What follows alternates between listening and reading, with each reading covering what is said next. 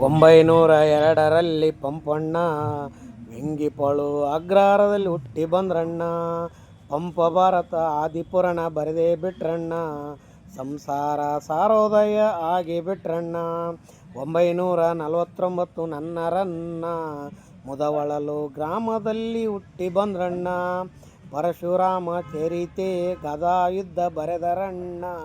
ಕವಿ ಚಕ್ರವರ್ತಿಯಾಗಿ ಮೆರೆದರಣ್ಣ. 1430 ಕುಮಾರವ್ಯಾಸಣ್ಣ ಕೋಳಿವಾಡ ಗ್ರಾಮದಲ್ಲಿ ಹುಟ್ಟಿ ಬಂದ್ರಣ್ಣ. ಕುಮಾರವ್ಯಾಸ ಭಾರತ ಐರಾವತವನ್ನು ರೂಪಕ ಸಾಮ್ರಾಜ್ಯ ಚಕ್ರವರ್ತಿ ಬರೆದರಣ್ಣ. 1550 ಇಸ್ವಿ ಕೇಳಣ್ಣ ದೇವನೂರರ ಲಕ್ಷ್ಮೀಶ ಹುಟ್ಟಿ ಬಂದ್ರಣ್ಣ. ಜೈಮಿನಿ ಭಾರತವ ಬರೆದ ಬಿಟ್ರಣ್ಣ. ಉಪಮಾಲೋಲ ಬಿರುದು ಪಡೆದರಣ್ಣ. 1890 ಇಸ್ವಿ ಕೇಳಣ್ಣ ಧಾರವಾಡದಲ್ಲಿ ಬೇಂದ್ರೆ ಹುಟ್ಟಿ ಬಂದ್ರಣ್ಣ. ಉಯ್ಯಾಲೆ ನಾಲದಿಲೆ ಬರೆದೇ ಬಿಟ್ರಣ್ಣ.